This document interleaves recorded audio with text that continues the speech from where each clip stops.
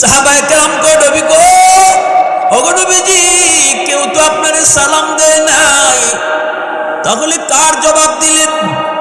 আল্লাহ নবী বলেন, সাহাবীরা শোনো, এই মুহূর্তে আমার খুবাইবকে মক্কার কাফিররা ওরা শুলিতে চড়ে ফাঁসি দিতেছে। খুবাইব আমার কাছে সালাম পৌঁছাইছে, বাতাস আমাকে সালাম জানাইয়া দিছে, আমি আমার খুবাইবের সালামের জবাব তোমাদের সামনে দিয়ে দিলাম। আমার খুবাইবকে ওরা ফাঁসিতে ঝুলাই দিছে। খুবাইবের 3টা দরখাস্ত ছিল।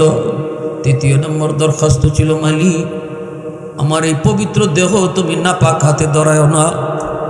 অতএব সাহাবীরা শুনো, আমার খুবাইবকে ওরা ফাঁসিতে ঝুলায় রাখছে, লাশটা ওরা নামাইতে চায় না। ওদের ইচ্ছা হলো এটা দৃষ্টান্ত বানায় রাখবে, পচতে পচতে সেটা মাটিতে পড়বে, মাথার মগজগুলি পাখি খেয়ে ফেলবে। এইভাবেই ওরা ওর দেহটাকে এরা অসম্মানী করতে চায়, বেইজ্জত করতে চায়। আসনি আমার এমন কোন সাহাবী, যাবা তো যাবা, দুশ্মনদের ভিড়ের ভিতর থেকে আমার খুবাইবের লাশটাকে তুমি নিয়ে আসবা। আসনি এমন কেউ? এমন কি কেউ আসো? হযরত আলী রাদিয়াল্লাহু তাআলা দাঁড়ায় গেলেন। আল্লাহু আকবার। হযরত আলী ইনি ভীতু না সাহসী? হযরত আলী নাম ছিল হায়দার, ঠিক না? নবীজির আপন চাচাতো ভাই, আবার নবীজির কলিজার টুকরা মেয়ে খাতুনে জান্নাত ফাতেমা রাদিয়াল্লাহু তাআলা আনহার স্বামী হাসান হুসাইনের বাবা হযরত আলী রাদিয়াল্লাহু তাআলা আনহু, ইসলামের 4র্থ খলিফা, অনেক সাহসী সাহাবী।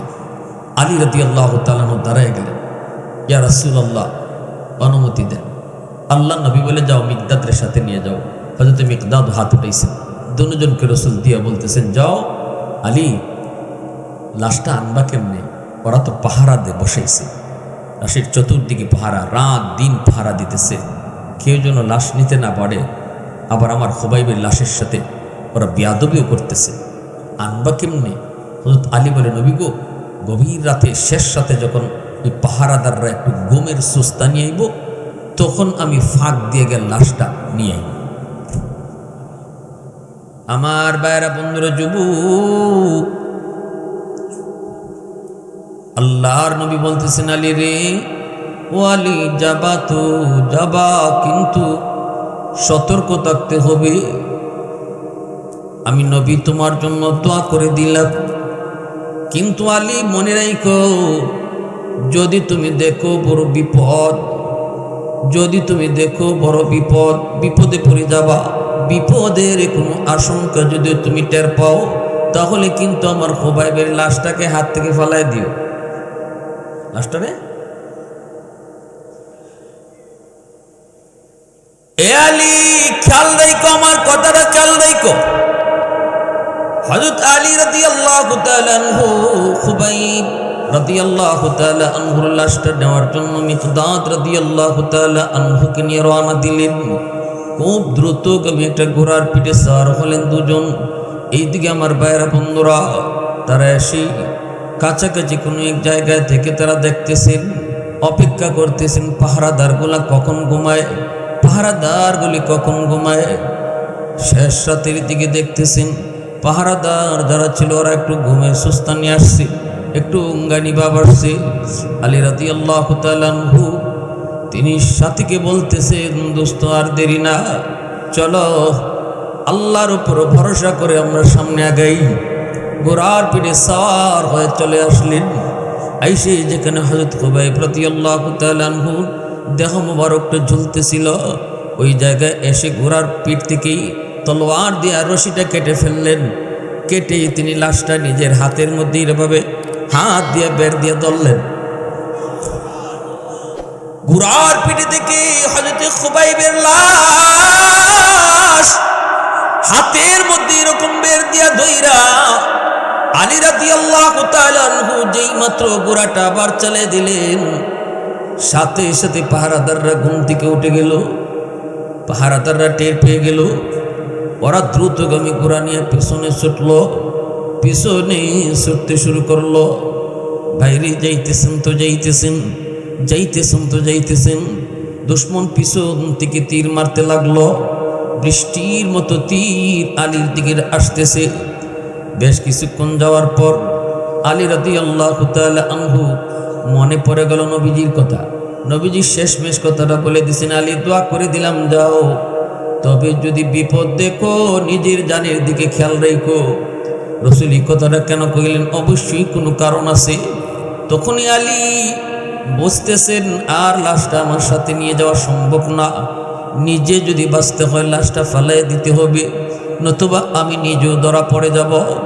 আলী রাদিয়াল্লাহু তাআলা আনহু লাশটাকে আল্লাহর হাওলা করে যখন মাটিতে ফেলাই দিবেন, তখনই আল্লাহ পাক বলতেছে, রে মাটি, আমার খুবাইবের দরখাস্ত করেছে তার লাশটা যেন কাফিরদের হাতের ছোঁয়া না পায়।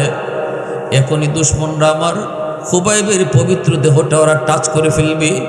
আমি আল্লাহ তুই জমিন আদেশ দিলাম, মুহূর্তের ভিতরে তুই জমিন ফেটে যা, আর আমার খুবাইবকে তুই জমিন সাথে সাথে তোর ভিতরে দাফন দিয়া দে, যেন দুশমন দেখতে না পায়। আওয়াজ দিয়ে কোন সুবহানাল্লাহ। আল্লাহ নবীর কাছে যে আসতো, নবীজির আখলাক দেখে, নবীজির ব্যবহার দেখে কালেমা পড়ে মুসলমান হয়ে যেত।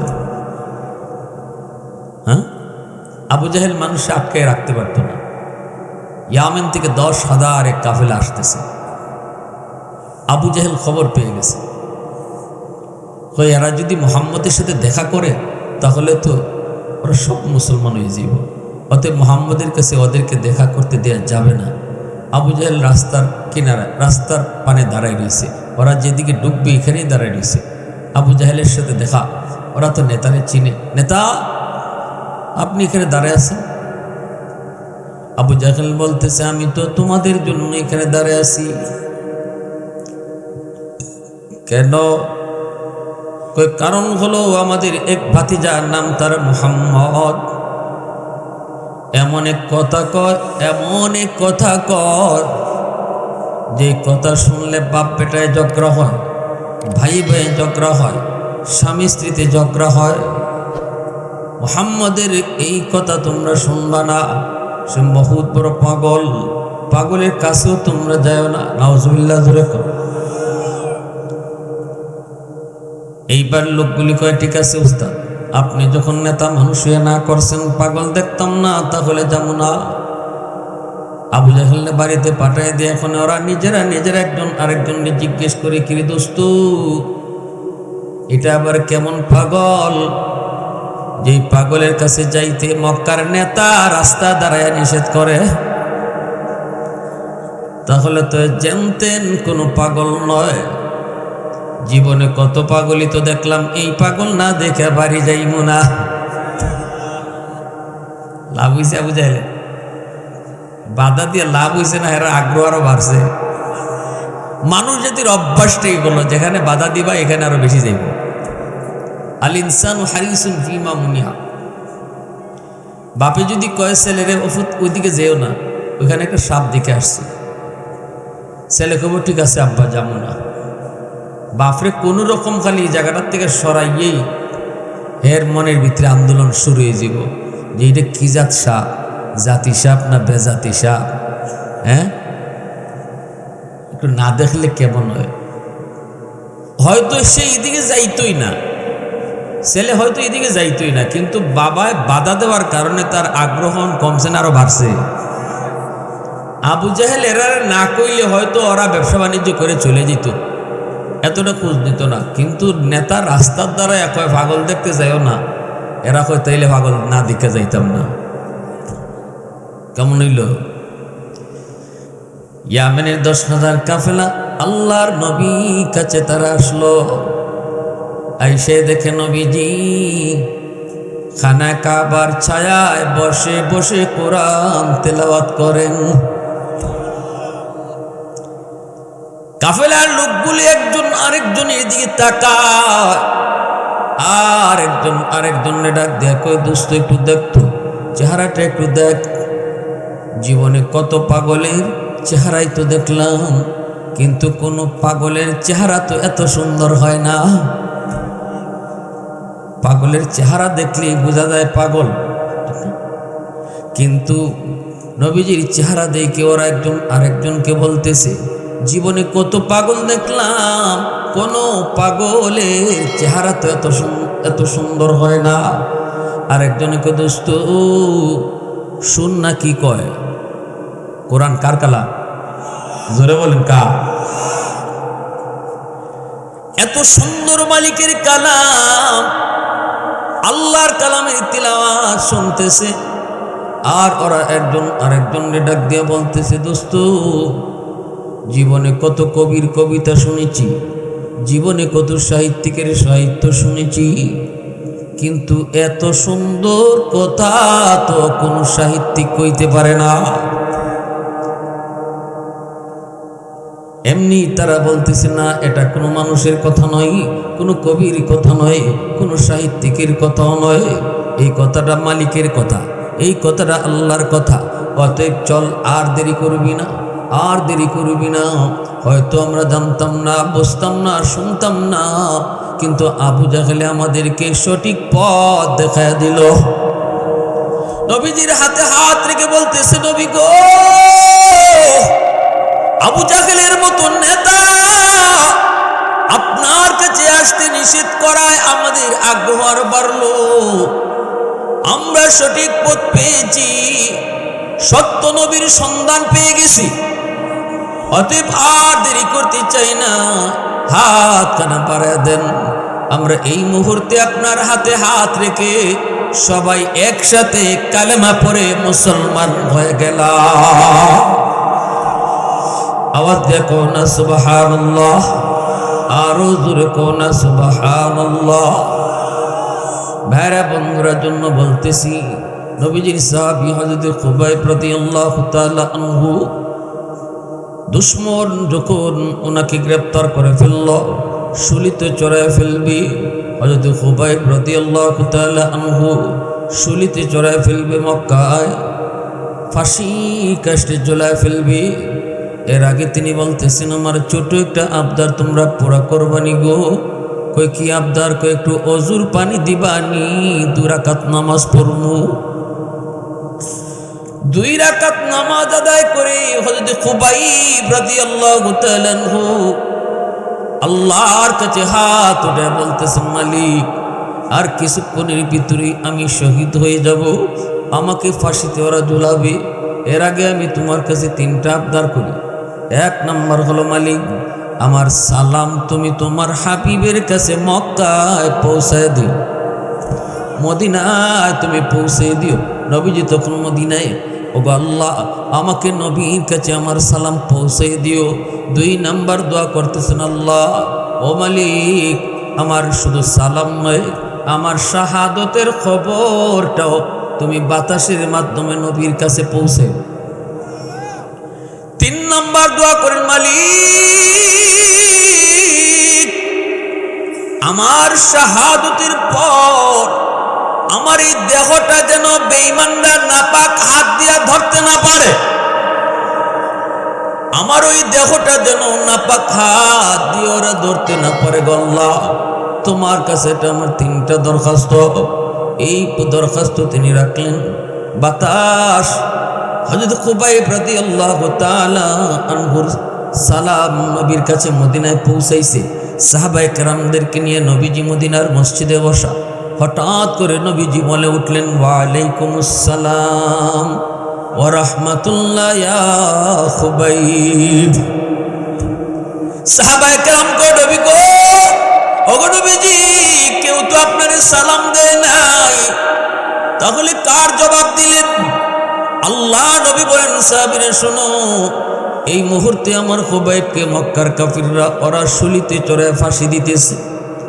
খুবাইব আমার কাছে সালাম পৌঁছাইছি, বাতাস আমাকে সালাম জানায় দিছে। আমি আমার খুবাইবের সালামের জবাব তোমাদের সামনে দিয়ে দিলাম। আমার খুবাইবকে ওরা ফাঁসিতে ঝুলাই দিছে। খুবাইবের 3টা দরখাস্ত ছিল। 3য় নম্বর দরখাস্ত ছিল, মালিক আমার এই পবিত্র দেহ তুমি নাপাক হাতে ধরায়ও না। অতএব সাহাবীরা শুনো, আমার খুবাইবকে ওরা ফাঁসিতে ঝুলায় রাখছে, লাশটা ওরা নামাইতে চায় না। ওদের ইচ্ছা হলো এটা দৃষ্টান্ত বানায় রাখবে, পচতে পচতে সেটা মাটিতে পড়বে। মাথার মগজগুলি পাখি খেয়ে ফেলবে। এইভাবে ওরা ওর দেহটাকে এরা অসম্মানী করতে চায়, বেইজ্জত করতে চায়। আসনি আমার এমন কোন সাহাবী যাবা তো যাবা, দুশ্মনদের ভিড়ের ভিতর থেকে আমার খুবাইবের লাশটাকে তুমি নিয়ে আসবা। আসনি এমন কেউ?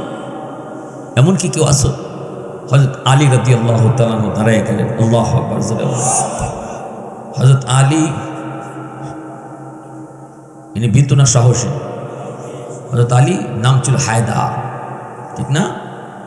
নবীজির আপন চাচাতো ভাই, আবার নবীজির কলিজার টুকরা মেয়ে খাতুনে জান্নাত ফাতেমা রাদিয়াল্লাহু তাআলা আনহার স্বামী হাসান হুসাইনের বাবা হযরত আলী রাদিয়াল্লাহু তাআলা আনহু, ইসলামের চতুর্থ খলিফা, অনেক সাহসী সাহাবী। আলী রাদিয়াল্লাহু তাআলা আনহু দাঁড়ায় গেলেন, ইয়া রাসূলুল্লাহ অনুমতি দেন। আল্লাহ নবী বলে, যাও মিকদাদের সাথে নিয়ে যাও। হযরত মিকদাদ হাত উঠাইছেন, দুজনকে রাসূল দিয়া বলতেছেন, যাও আলী, লাশটা আনবা কেমনে? ওরা তো পাহারা দিয়ে বসাইছে, লাশের চতুর্দিকে পাহারা, রাত দিন পাহারা দিতেছে, কেউ যেন লাশ নিতে না পারে। আবার আমার খুবাইবের লাশের সাথে ওরা বেয়াদবিও করতেছে, আনবা কেমনে? হযরত আলী বলে, নবী গো, গভীর রাতে শেষ রাতে যখন এই পাহারাদাররা একটু গমের সুস্তা নিয়ে আইব, তখন আমি ফাঁক দিয়ে গেল লাশটা নিয়ে আইব। আমার ভাইয়েরা, বন্ধুরা, যুবক, আল্লাহর নবী বলতেছেন, আলী রে, ও আলী, যাবা তো যাবা, কিন্তু সতর্ক থাকতে হবে।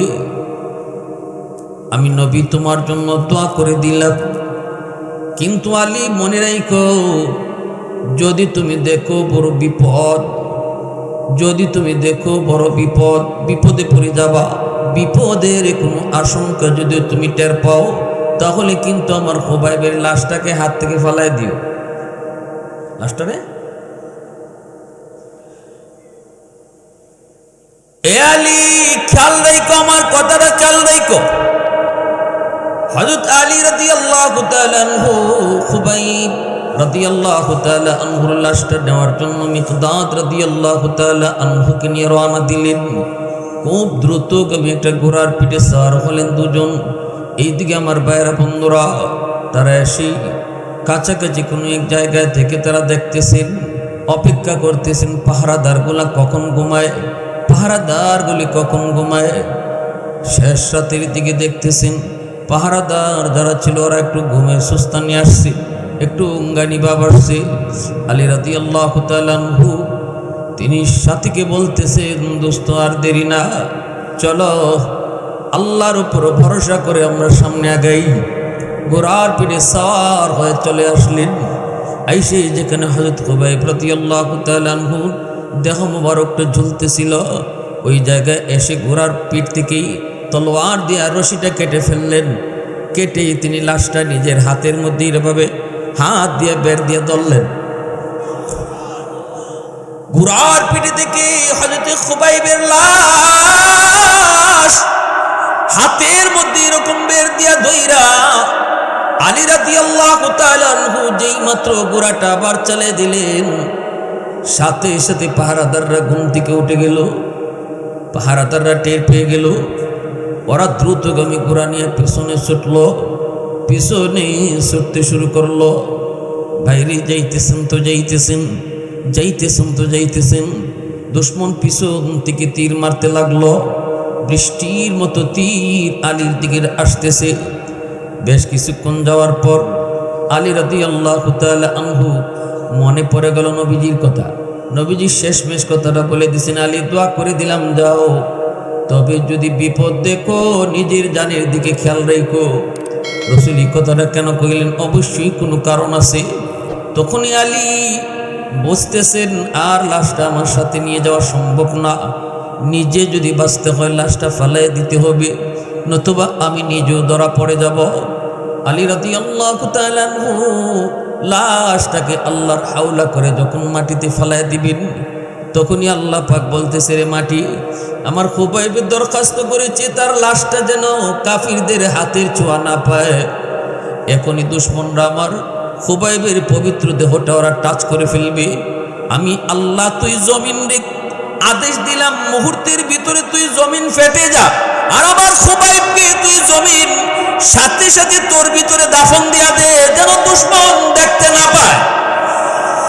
আওয়াজ দিয়ে কোন সুবহানাল্লাহ, আরো জোরে সুবহানাল্লাহ।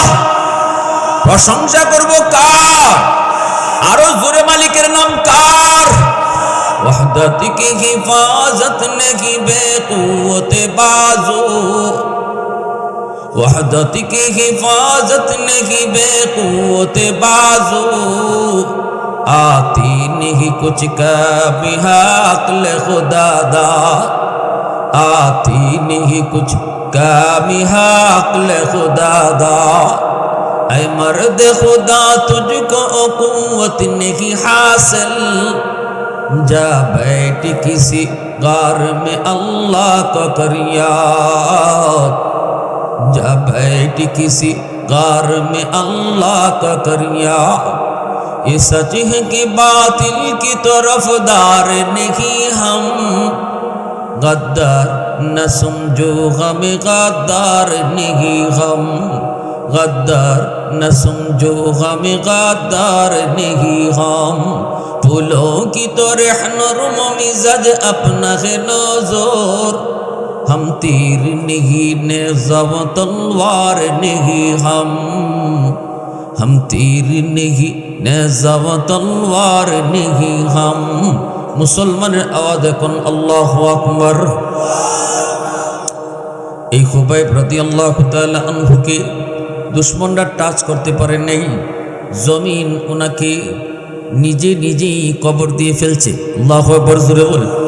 আমরা তো মানুষকে কবর দেই, কিন্তু হযরত খুবাইবকে জমিন তার কোলে নিয়ে নিছে।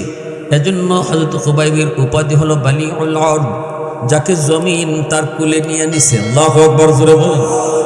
ভাইরা, সেই খুবাইব রাদিয়াল্লাহু তাআলা আনহুকে শুলিতে চড়ানোর সময় আবু সুফিয়ান কইছিল, খুবাইব একবার শুধু বলো তোমার জায়গায় মুহাম্মদ, এতটুকু শুধু একবার বলো, মুহাম্মদ তোমার জায়গায় আনমু না, শুধু একটু কল্পনা করো তোমার জায়গায় মুহাম্মদ, এতটুকু শুধু তুমি যদি মুখে বলো, আমরা তোমাকে ছেড়ে দিব, আমরা তোমাকে ছেড়ে দিব। সাথে সাথে হযরত খুবাইব রাদিয়াল্লাহু তাআলা আনহু বলেছিলেন, এই মক্কার কাফিররা শুনো, কও কি তোমরা আমার রসুল আমার জায়গার ফাঁসিতে ঝুলবে আর আমি এটা মুখ দিয়ে স্বীকার করবো আর দুনিয়ায় বেঁচে থাকবো? আরে এটা তো বহু দূরের কথা, আমার নবীর গায়ে একটা কাঁটা যদি বিদ্ধ হয়, আমি খুবাইব জীবিত থাকতে এটাও কোনোদিন বরদাস্ত করব না। আবু সুফিয়ান কইছিল, মা রাআইতু আহাদান কাসহাবি মুহাম্মাদা, আমি মুহাম্মাদুর রাসূলুল্লাহর সাহাবীরা মুহাম্মাদুর রাসূলুল্লাহকে যেই পরিমাণ ভালোবাসে, এমন ভালোবাসা পৃথিবীর কোথাও কাউকে ভালোবাসতে দেখি নাই। মা রাআইতু আহাদান ইউহিব্বু আহাদান কাসহাবি মুহাম্মাদা, পৃথিবীতে এমন ভালোবাসা আমি দেখি নাই। মক্কার কাফিরদের লিডার বলেছিল, কেন সাহাবায়ে কেরাম নবীজির জন্য এত পাগল ছিলেন? কারণ আমার নবীর আখলাক, পৃথিবীর 100 লক্ষ পয়গম্বরগণের ভিতরে যতগুলা আখলাক আর ব্যবহার আর চরিত্র, আল্লাহ সুন্দর সুন্দর চরিত্র দিয়েছিলেন এক এক নবীকে এক এক দিক দিয়া। সকল নবীর সুন্দর চরিত্রের সমাহার ছিলেন আমার আপনার নবী। এক একজনকে এক একটা দিক দিয়ে আল্লাহ উপরে রাখছেন, কিন্তু সকল নবীর সকল সৌন্দর্য, সকল নবীর সকল চারিত্রিক সৌন্দর্য আমার আপনার নবীর মাঝে সমষ্টি ছিল। আর একটু আওয়াজ দিয়ে বলেন। এজন্য আমার বাইরা বন্ধুর যুবক, একটু খেয়াল করে শুনো। হয়তো তুমি আজকে বাজারের ব্যবসায়ী, হয়তো তুমি আজকে একজন সন্তান, মার সাথে বাবার সাথে কেমন করে আচরণ করবা রাসূল তোমাকে শিখিয়ে গেছেন। ব্যবসায়ী হলে রাসূল তোমার ব্যবসা শিখিয়ে গেছেন। মাপে তুমি কম দিও না, মিথ্যা কথা বইলো না, ভেজাল জিনিসকে ভালো করে বিক্রি করো না, সুদের ব্যবসায় তুমি কখনো যেও না।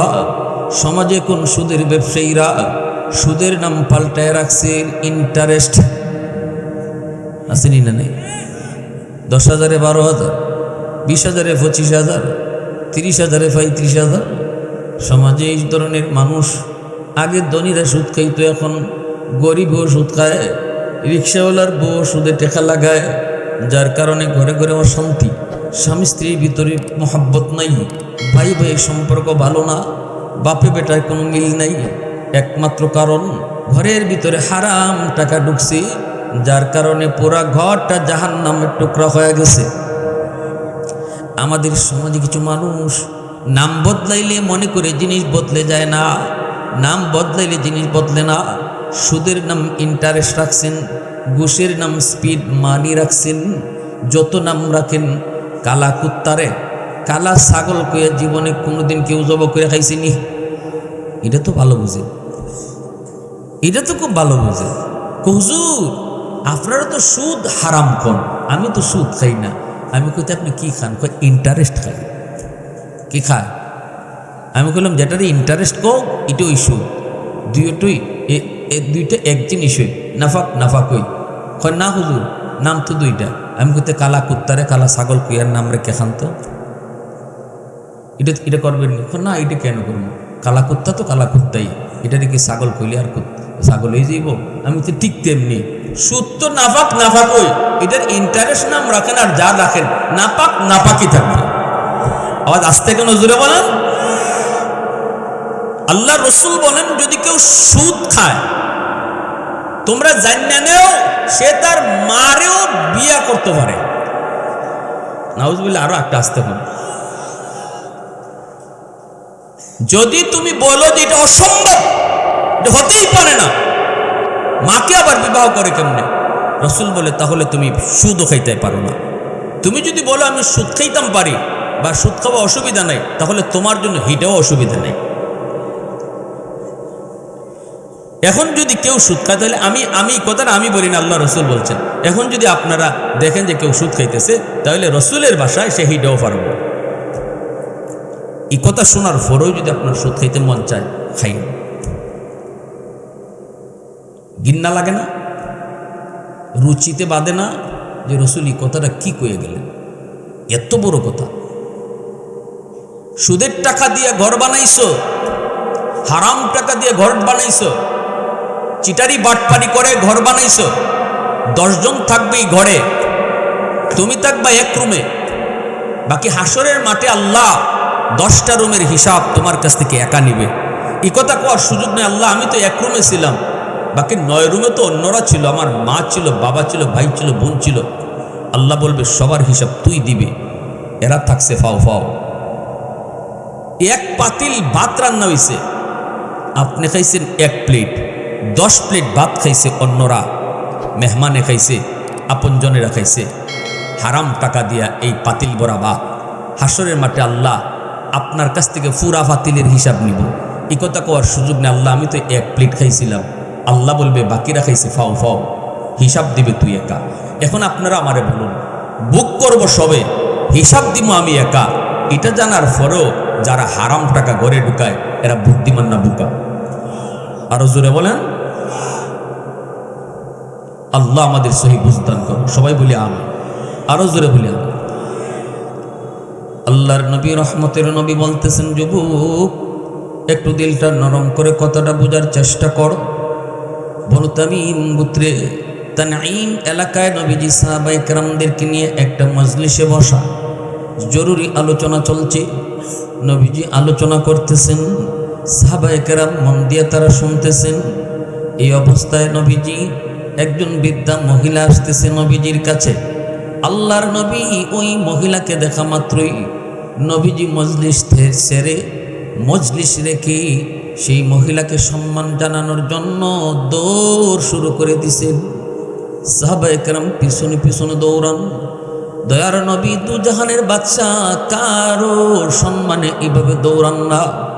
কে সেই ভাগ্যবতী নারী, কে সেই মহিষী নারী? সাহাবায়ে কেরাম পিছনে পিছনে ছুটলেন। আল্লাহর নবী রহমতের নবী মহিলার কাছে এসে বলতেছেন, মা গো, ও মা, কেন তুমি মুহাম্মদের দরবারে আসছো? আমাকে তুমি কেন খবর দিলা না? আমি মুহাম্মদ তোমার দরবারে হাজির হতাম। এই বইলে নবীজি তার নবুতি চাদর মাটিতে বিছায়া দিলেন। মাটিতে বিছায়া দিয়া বলতেছেন, মাগো নবুতি চাদরে তুমি বসে পড়ো। জুতা খুলতে চাইলেন, কিন্তু দুজাহানের বাদশা চোখের পানি মুছার কয়, মা তুমি জুতা খুইল না, জুতা সহ নবীর চাদরে বসে পড়ো।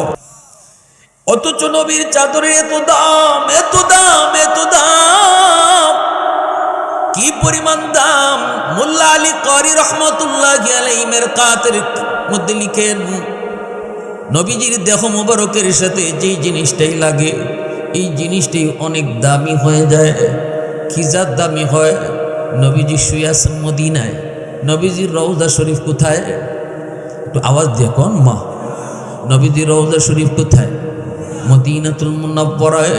নবীজি যেই রওজা শরীফে শুয়ে আছেন, জিন্দা নবী যেখানে শুয়ে আছেন, ওই জায়গায় নবীজির দেহ মোবারকের সাথে যেই মাটিটা লাগছে, নবীজির দেহ মোবারকের সাথে যেই মাটিটা লেগে আছে, ওই এক মুষ্টি মাটির দাম কি পরিমাণ জানেননি? মোল্লা আলী কারি রহমতুল্লাহি আলাইহি বলেন, পৃথিবীর সকল মসজিদের চেয়ে এই এক মুষ্টির দাম বেশি। শুধু তাই নয়, মদিনার মসজিদ, নবীর মসজিদ, এই মসজিদে নববীর চেয়েও এই এক মুষ্টি মাটির দাম বেশি। এমনকি আল্লাহর ঘরখানায় কাবার চেয়েও এক মুষ্টির দাম বেশি। এমনকি বাইতুল মামুর, ফেরেশতাদের মসজিদ সপ্ত আকাশের উপর, সেই বাইতুল মামুরের চেয়েও এক মুষ্টি মাটির দাম বেশি। এমনকি সিদরাতুল মুনতাহার চেয়েও বেশি। এমনকি তিনি বলেন আল্লাহর আরশে আজিমের চেয়েও নবীজির দেহের সাথে লেগে থাকা এক মুষ্টির দাম বেশি। তাহলে আপনারা আমাকে বলেন, দেহ মোবারকের সাথে লেগে থাকা মাটির যদি এত দাম, যেই চাদর নবীজির দেহের সাথে সব সময় লেগে থাকতো, ওই চাদরের কি দাম? সেই চাদরের মধ্যে একজন বৃদ্ধা মহিলা জুতা সহ বসে পড়লেন। এইবার আল্লাহর নবী, রহমতের নবীকে সাহাবীরা জিজ্ঞেস করে, নবী গো, একটু জানতে মন চায় কে সেই মহিলা, কি তার পরিচয়? আল্লাহর নবী তখন চোখের পানি মুছেন আর বলেন, সাহাবীরা তোমরা তো ভালো করে জানো, তোমাদের নবী এতিম, জন্মের আগে নবী বাবা হারাইছে, বুঝ হওয়ার পরপরই মা হারাইছে। নবীর একজন দুধ মা আছে, নাম জানো নি? সাহাবীরা কই, নবী গো নাম জানি, আপনার দুধমার নাম হালিমা সাদিয়া। আল্লাহ নবী বলেন, শুধু নাম শুনেছ, কোনোদিন দেখো না, আজকে ভালো করে দেখে নাও। নবীর নবুয়তি চাদরে যিনি জুতা সহ বসলেন, ইনি আর কেউ নন, ইনি নবীর দুধ মা, যার নাম হলো হালিমা সাদিয়া। জোরে কও না সুবহানাল্লাহ, আর একটু জোরে সুবহানাল্লাহ। উলফত মে তেরি ওয়াইসিনে দান কো তোরা, আবু বকর ওমর নকশ কদম তেরা ন চুরা, আয়ো শাক নবী ওয়াকে আসরার মদিনা, সুলতান কা সুলতান है सुल्तान मदीना, सरकार का सरकार है सरकार मदीना, गुलजार का गुलजार है गुलजार मदीना। अल्लाह ने मक्का ही में ये काबा बनाया, इस काबा का काबा तेरी मरकद को बनाया, ऐसा लम्हा जी चले जा रहा मदीना, सुल्तान का सुल्तान है सुल्तान मदीना, सरकार का सरकार है सरकार मदीना, गुलजार का गुलजार है गुलजार मदीना। आवाज देखो, अल्लाहु अकबर। আল্লাহর নবী দেখা গেলেন উম্মতের দল, দুধমার খেদমত যদি, দুধমার সম্মান যদি আমি নবী কিভাবে করলাম, তাহলে নিজের মারে যদি আমি পাইতাম, কেমন তার খেদমত করতাম, কেমন সম্মানটা আমি নবী করতাম। এই মেসেজটা গোটা উম্মতকে নবী দেয়া গেছেন। আল্লাহু আকবার, জোরে কও। এ যুবক, হয়তো তুমি আর সন্তান, একটু দিল দিয়ে শুনো, পৃথিবীতে মা বাবা যাদের দুনিয়াতে জীবিত আছেন, একটু ভালো করে শুনে রেখো, এই মা বাবা তোমার জীবনের পাওয়ার হাউস, বাপ মা তোমার জীবনের পাওয়ার হাউস। এই যে লাইট এখানে জ্বলতেছে, এই লাইট কিন্তু জ্বলবে না, লাইট কিন্তু জ্বলবে না, বাতি জ্বলবে না যতক্ষণ পর্যন্ত পাওয়ার হাউস থেকে লাইন ওকে না করবা। ওকে করবা তো লাইট জ্বলবে। তোমার আমার জীবনে আল্লাহ পাক লাইট লাগাই দিছেন, কিন্তু জ্বালায় দেন নাই। আল্লাহ বলেন, মা বাবা তোমার জীবনের পাওয়ার হাউস, মা বাবা থেকে তুমি লাইন ওকে করো, বাপ মার দোয়া নিয়ে চলো, তাহলে জিন্দেগির বাতি জ্বালায় দিমু আমি আল্লাহ। ব্যবসায় তুমি বরকত পাও না, চাকুরিতে তুমি ভালো চাকুরি পাও না, বিদেশে তুমি কোন লাইন গার্ড পাও না, না না, তোমার জন্য সব জায়গায় সমস্যা। আমি বলি, দেখো মা বাবা আসেনি না নাই, মা বাবার সাথে তোমার কেমন আচরণ, বাপ মার কাছ থেকে তোমার জন্য দোয়া আসেনি না নাই। যদি দোয়া আসে তাহলে জিন্দেগির বাতি জ্বালায় দিবেন কে? আর একটু জোরে বলেন কে? আর যদি বাপ মার কাছ থেকে তোমার দোয়া বন্ধ থাকে, তাহলে তোমার জীবনের লাইন, পাওয়ার হাউস থেকে লাইন কাটা, অতএব বাতি থাকবে ঠিকই, জ্বলবে না। দেখবা তুমি চতুর্দিকে তুমি ব্যবসা সরাইছো, এরপর ধরতে কিছু পাবা না, ধরতে কিছু পাবা না। এজন্য বলে দিই যুবক, একটু দিলটা নরম করে কথাগুলি বুঝো, কোন জায়গায় আমাদের গন্ডগোল। নবীজি একদিন মদিনার কবরের পাশ দিয়ে যাইতেছেন। মদিনার কবরের নাম হলো জান্নাতুল বাকি। জান্নাতুল বাকির পাশ দিয়ে নবী সাহাবায়ে কেরামদেরকে নিয়ে যাইতেছেন। হঠাৎ করে নবীজি একটা কবরের দিকে তাকাইলেন। ওই কবরের দিকে তাকানো মাত্রই আল্লাহ পাক অন্তর চক্ষু খুলে দিলেন। নবীজি দেখতেছেন কবরের ভিতরে একটা যুবক জাহান্নামের আগুনে জ্বলতেছে, সাপের কামড় খাইতেছে, আর মা মা করে চিৎকার করে কাঁদতেছে। নবীজি দেখতেছেন, সাহাবীরা দেখেন না। আল্লাহর নবী বলতেছেন, সাহাবীরা, আমি তো রহমতের নবী, উম্মতের কান্ডারি নবী, আমি কেমন করে চলে যাই? ওই যুবকের জন্য আমি একটু সুপারিশ করব, তোমরা আমার সাথে একটু আমিন আমিন তোমরা বইল। সাহাবায়ে কেরাম হাত উঠাইলেন। নবীজি হাত উঠে বলতেছেন, মালিক, তোমার দরবারে সুপারিশ করি, তুমি তো আমাকে রহমতের নবী বলেছ, রহমতের নবী কবরের পাশ দিয়ে চলে যাবে, আর কবরের ভিতরে আযাব হবে, হয় না মালিক? হয় না। তুমি আযাবটা বন্ধ করো। কিন্তু যুবকের আযাব বন্ধ হয় না। নবী আবার হাত উঠান, সাহাবায়ে কেরাম আবারও আমিন বলেন, কিন্তু যুবকের আযাব বন্ধ হয় না। আবারও রসুল হাত উঠাইলেন। তিনবার নবী হাত উঠান, একবারও দোয়া কবুল হয় না। সাহাবায়ে কেরাম আমিন কন। নবীজি অবাক হয়ে আল্লাহর কাছে জিজ্ঞেস করে, মালিক, আমি কি কোনো ভুল করেছি? আমি কি তোমাকে নারাজ করেছি? আমার এই হাতের দাম কি তোমার দরবারে কমে গেল?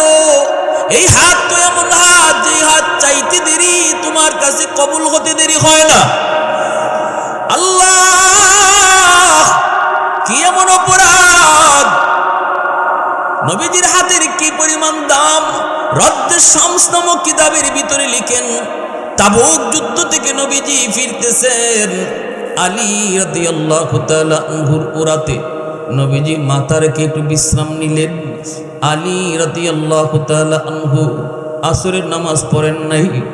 আলী মনে মনে ভাবছেন, নবী হয়তো একটু পরে উঠে যাবেন, তখন আসরের নামাজটা তিনি পড়বেন। কিন্তু না না, নবীজির চোখ লেগে গেল, এইদিকে সূর্য লাল হয়ে যাচ্ছে, ডুবে যাবে। আলী তো পেরেশান হয়ে গেছেন, হায় রে, আমার তো আসরের নামাজ কাজা হয়ে যাচ্ছে, এখন আমি নবীর ঘুম ভাঙাবো নাকি আমার সূর্য ডুবে যাবে, কোনটা আমি করব? আলীর মন তখন ডাক দেখো, আলী সাবধান, তোর নামাজ কাজা হয়ে যায় যাক, তবু দু জাহানের বাদশার ঘুম তুই ভাঙ্গাবি না, দু জাহানের বাদশার ঘুম ভাঙ্গাবি না রে আলী, রহমতের নবীর ঘুম ভাঙ্গাবি না, প্রয়োজনে নামাজ কাজা হয়ে যাক। আলী আর নবীকে ডাক দিলেন না। এইদিকে সূর্য ডুবে গেল, নবীজির ঘুম ভাঙল। নবীজি ঘুম ভেঙে আলীর চেহারার দিকে তাকায় দেখেন আলী বড় পেরেশান। নবীজি জিজ্ঞেস করেন, আলী রে কি হয়েছে তোমার? চেহারায় তো কই কোনো একটা ঘটছে, তুমি কি আসরের নামাজ পড়ো নাই? আলী বলে, নবী গো কেমনে পড়মু?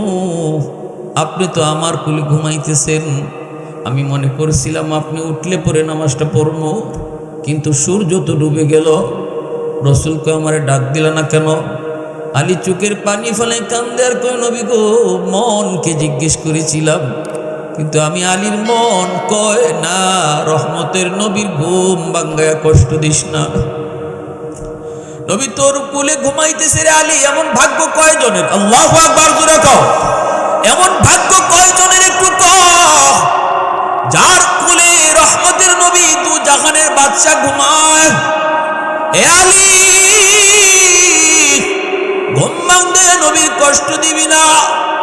সাথে সাথে দয়ার নবী আমার আপনার নবী হাত উঠাই দিয়েছেন আল্লাহর দরবারে, হাত উঠে বলতেছেন, মালিক ও মালিক, আমার আলী আজকে আসরের নামাজ পড়তে পারে নাই, নিজের কোনো দোষে নয়, তোমার বন্ধুর আরামের জন্য সে নামাজ কাজা হয়েছে। আল্লাহ তোমার সূর্য কেন ডুবলো? সূর্য কেন জায়গা থেমে থাকলো না? কারণ আমার আলী তো নিজের দোষে নামাজ কাজা করে নাই। ও মালিক, আমার হাত তোমার দরবারে উঠাইলাম, এ হাতের যদি দাম তোমার দরবারে বিন্দু পরিমাণও থাকে, ডুবন্ত সূর্য আবার তুমি আকাশে উঠাও, তোমার ডুবন্ত সূর্য আবার আকাশে উঠাও, আমার আলী টাইম মতো নামাজ পড়বো, আমার আলী টাইম মতো নামাজ পড়বো। রদ্দুস শামস নামক কিতাবের ভিতরে লিখেন, নবীজির হাত উপরে থাকতে থাকতে আল্লাহ পাক ডুবন্ত সূর্য আবার আকাশে উঠায় দিলেন। মুসলমানের আওয়াজে বলি আল্লাহু আকবার, আরো জোরে বলি আল্লাহু আকবার। এত দামি হাত, এত দামি হাত, তিনবার নবী হাত উঠাইলেন, যুবকের আযাব বন্ধ হয় না। এইবার রাসূল জানতে চান, মালিক আমার হাতের দাম কি কমে গেল? আল্লাহ কয়, না বন্ধু, গন্ডগোল অন্য জায়গায়। এই যুবকের মা এখনো দুনিয়ায় জীবিত, মারে অনেক কষ্ট দিত, মারে জ্বালাতন করত, মার গায়ে হাত পর্যন্ত উঠেছে, মার পিঠের মধ্যে এখনো মাইরের দাগ আছে বন্ধু। মরণের সময়টাতে মায় তারে মাপ দিছে না। এজন্য আমি আল্লাহ সিদ্ধান্ত নিয়েছি, যতক্ষণ পর্যন্ত তার মা তারে মাফ না দিবে আমি আল্লাহ কারো সুপারিশ কবুল করব না। বন্ধু, তোমার সুপারিশও কবুল করব না। এ যুবক, তোমার এখন আমি একটু জিজ্ঞেস করি, ওই রকম মারে তুমি কষ্ট দিয়া, মারে না খাওয়াইয়া, বাবারে না খাওয়াইয়া, তাদের সাথে খারাপ আচরণ কইরা, পিসাবের লাগে তুমি গরু লিয়ে দাও, হাতি লিয়ে দাও, পিসাবরে খুশি করতে যাও, পিসাব যদি হাত উঠায়, মা যদি নারাজ থাকে, জিন্দিগি তো ফিরের হাতে তোমার আল্লাহ দোয়া কবুল করতো না। কারণ নবীর চেয়ে বড় সুপারিশকারী আর কেউ, যেখানে রহমতের নবীর সুপারিশটা আল্লাহ ফিরে দেয়, মায় মাফ না করলে, বাবায় মাফ না করলে আল্লাহ মাফ দেয় না। সেখানে তুমি যদি মনে করো বাপ মারে না খাওয়াইয়া ফিসাবরে খাওয়াইব আমি জান্নাত পেয়ে যাইমু, অসম্ভব।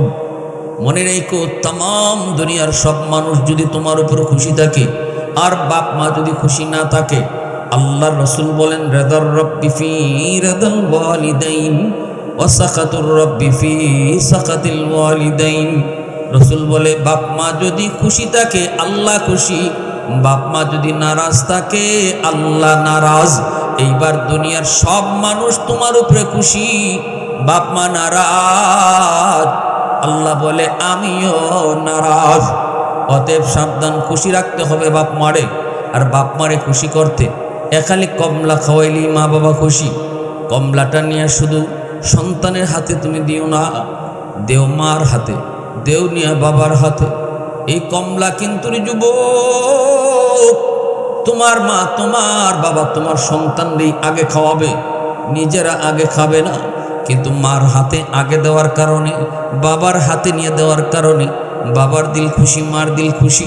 আল্লাহ তার বন্ধুরে কয়, বন্ধু জানায় দাও সে তার মারে শুধু খুশি করে নাই, আমি আসমানের মালিক রে খুশি করে নিছে।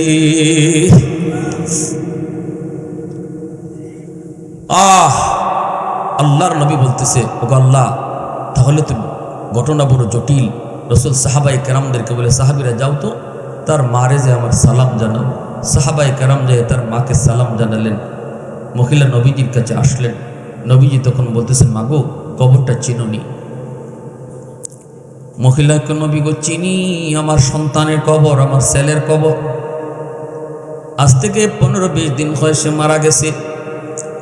আল্লাহর নবী বলতেছেন, মা তোমার সন্তান কবরে জাহান্নামের আগুনে জ্বলতেছে, সাপের কামড় খাইতেছে। কবরের আযাব আসেনি না নাই? আরেকটু জোরকোন আসেনি না নাই? কবরের আযাব আল্লাহ আমাদেরকে দেখায় না, কারণ কি জানেননি? কারণ কবরের আযাব যদি আল্লাহ আমাদেরকে দেখাইতো তাহলে দুনিয়াদারি বন্ধ হয়ে যেত, নিজাম বন্ধ হয়ে যেত। কবরের আযাব যদি মানুষকে আল্লাহ দেখাইতেন, কবর যেদিকে আছে ওই দিকে রাতের বেলা যাওয়া দূরের কথা, দিনের বেলাও কেউ কবরের পাশ দিয়ে যাইতো না। কবর যতদূর দেখা যায় এর ভিতরে কেউ বাড়িঘর বানাইতো না। কবরে আযাব যদি আল্লাহ মানুষকে দেখাইতেন, সন্তান দুনিয়াদারি করতে পারতো না। যখন সে দেখতো তার মা আগুনে ফুটতেছে, বাবা আগুনে ফুটতেছে, তখন এই ছেলের ব্যবসা করা সম্ভব না, এই ছেলের খাওয়া সম্ভব না, এই ছেলে মেয়ের জন্য ঘুমানো সম্ভব না, দুনিয়াদারি বন্ধ হয়ে যেত। এজন্য আল্লাহ পাক কবরের আযাব মানুষের চোখের আড়াল করে রাখছেন, মানুষের চোখের আড়াল করে রাখছেন। কিন্তু নবীর আল্লাহ দেখাইছেন। আল্লাহ নবী বলতেছেন, মা গো তোমার ছেলে তো কবরের ভিতরে আযাব ভোগ করে। আমি তো আল্লাহর কাছে 3 বার হাত উঠাইছি, 1 বার নয়, 2 বার নয়, 3 বার। আল্লাহ 3 বারই আমার হাত ফিরে দিছেন। আল্লাহ বলতেছেন, বন্ধু তোমার হাতের দাম কমে নাই, তার মার কলিজায় ব্যথা। যতক্ষণ পর্যন্ত মায় মাফ না দিব আমি আল্লাহ তারে মাফ দিব না। মা গো আমি নবী তোমার কাছে সুপারিশ করি গো মা, দয়া করে তুমি তারে মাফ করে দাও। 10 মাস 10 দিন পেটে নিয়েছো, কত কষ্ট তুমি নিজে স্বীকার করেছো। সন্তানের এই কষ্ট আমি নিজের চোখে দেখতেছি গো মা, দয়া করে তুমি তারা মাফ করো, নইলে আল্লাহ তার কবরের আযাব মাফ দিবেন না। মহিলার সাথে সাথে মাথারা নিচের দিকে দিয়ে চোখের পানি ধরায় ধরায় কাঁদতেছি। নবীজিকে মাফ দেওয়ার কথা, কিন্তু মাফ দেয় না, মাথার নিচের দিকে দিয়ে কান্দে। একটু করে মাথাটা উঠে বলতেছে, নবী গো আমি এর মাফ দিব না গো নবী। আমি আপনার কি আমার ফিটের কাপড়টা সরায় যদি ফিটটা একটু দেখাই। বউয়ের কথায় প্রতি রাত আমারে যে মারতো, বউয়ের কথায় প্রতি রাত আমারে কে মারতো। আমি যতই কইতাম বাবারে আমি তোর বউর সাথে কোনো ঝগড়া করি নাই, আমি কোনো ঝগড়া করি নাই, কিন্তু মানতো না, বুঝতো না, বিশ্বাস করতো না গো নবী। আমার ফিটে এখনো মাইরের দাগ আছে। আল্লাহর নবী দৃশ্যটা দেখা মাত্রই নবীজির চোখ থেকে দর দর করে পানি পড়ে, কারণ আমার রসুল তো বাবা পায় নাই, মা পান নাই। আমার আপনার নবী তো আব্বা ডাকের ভিতরে কত মজা, নবী সেটা জানেন না। এজন্য রসুলের সামনে কেউ যদি সন্তান যদি আব্বারে আব্বা কইয়া ডাক দিত, নবীজির কলিজায় চাঁদ করে উঠতো। আল্লাহ নবীর সামনে যখন কোন সন্তান বাবার আব্বা কইয়া ডাক দিত, নবীজির কলিজায় তখন চাঁদ করে উঠতো। এই আব্বা ডাকতে তো আমি রসুল জীবনে দিতে পারি নাই।